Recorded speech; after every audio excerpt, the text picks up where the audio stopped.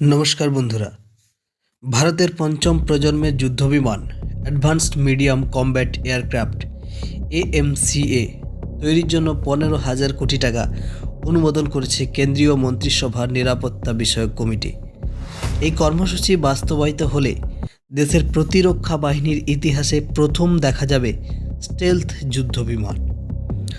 রামায়ণে ইন্দ্রজিতের মেঘের আড়াল থেকে মায়াযুদ্ধের কৌশল কিংবা ক্যাসিনো রয়েলে 007 ব্রিটিশ এজেন্ট জেমস বন্ডের স্কাই ফ্লিট S-570 মূল লক্ষ্য একটাই, আড়াল থেকে শত্রুকে অতর্কিতে আক্রমণ। মহাকাব্য বা রূপলী পর্দার পরিসর ছেড়ে বাস্তবের যুদ্ধেও ব্যবহার বাড়ছে সেই যুদ্ধ কৌশলের। সামরিক পরিভাষায় যে প্রযুক্তির নাম স্টেলথ। রামায়ণের মেঘনাদ থেকে বায়ুসেনার নয়া যুদ্ধবিমান আত্মগোপনের সেই স্টেলথ প্রযুক্তি আসলে কি, চলুন জেনে নেওয়া যাক আজকের ভিডিও থেকে। শুরু হয়েছিল যুদ্ধ বিমান দিয়ে, পরবর্তীকালে যুদ্ধ জাহাজ, ডুবোজাহাজ, এমনকি সামরিক হেলিকপ্টারেও ব্যবহার হচ্ছে এই প্রযুক্তি। যে প্রযুক্তির খোঁজ শুরু হয়েছিল প্রায় 6 দশক আগে, দ্বিতীয় বিশ্বযুদ্ধের সময়। শত্রুর নজর এড়িয়ে হামলা চালানোর জন্য পরীক্ষামূলকভাবে স্বচ্ছ ফাইবারের তৈরি যুদ্ধবিমান বানিয়েছিল হিটলারের জার্মানি। কিন্তু তাতে দুটি সমস্যা দেখা দিয়েছিল। হালকা সেই যুদ্ধবিমানের অস্ত্র বহনের ক্ষমতা ছিল খুবই কম। তাছাড়া দিনের বেলায় উড়ানের সময় বিশেষ কোণ বরাবর সূর্যের আলো পড়লে তা ঝকমকিয়ে উঠত, নজর পড়ে যেত সহজেই। ফলে নাৎসি একনায়কের সেই পরিকল্পনা বাস্তবায়িত হয়নি। ঘটনাচক্রে দ্বিতীয় বিশ্বযুদ্ধের সময় শত্রুপক্ষের যুদ্ধবিমান চিহ্নিত করার জন্য রেডারের ব্যবহার শুরু হয়। সেই সঙ্গে শুরু হয় রেডার নজরদারি ফাঁকি দেওয়ার প্রযুক্তির সন্ধান। এক্ষেত্রেও পথপ্রদর্শক ছিল জার্মানি। সে দেশের অ্যারোনটিক্যাল ইঞ্জিনিয়ারেরা পরীক্ষা করে দেখেছিলেন রেডারের ছুড়ে দেওয়া রেডিও তরঙ্গ বিশেষ করে বিমানের মূল দেহে ধাক্কা খেয়ে ফিরে আসে। এরপর বিমানের দেহ ছোট করে ডানার অংশ দীর্ঘ করার চেষ্টা শুরু হয়। দ্বিতীয় বিশ্বযুদ্ধের শেষ পর্বে রাডার নজরদারি ফাঁকি দেওয়ার জন্য হটেন 229 নামে একটি যুদ্ধ বিমান বানিয়েছিলেন তারা। কিন্তু যুদ্ধে তা ব্যবহারের আগেই হিটলারের পরাজয় ঘটে।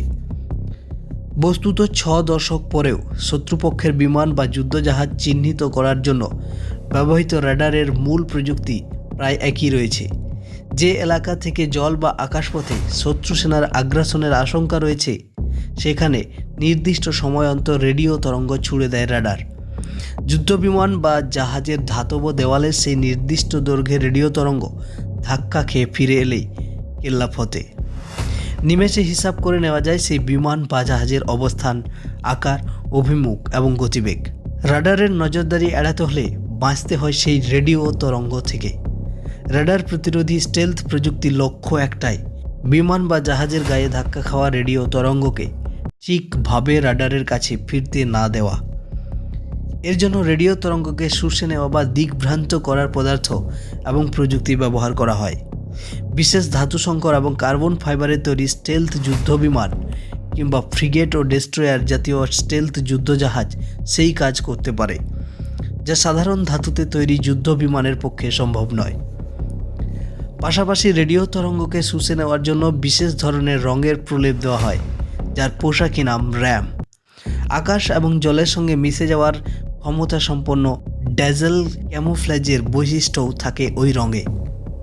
এর ফলে উপস্থিতি চিহ্নিত করা গেলেও চলন্ত অবস্থায় স্টেলথ যুদ্ধবিমান বা জাহাজের গতিবেগ বা অভিমুখ চিহ্নিত করা কঠিন হয়ে পড়ে। শত্রুর বিমান বিধ্বংসী ক্ষেপণাস্ত্র বা টর্পেডোর লক্ষ্যভ্রষ্ট হওয়ার সম্ভাবনা বাড়ে।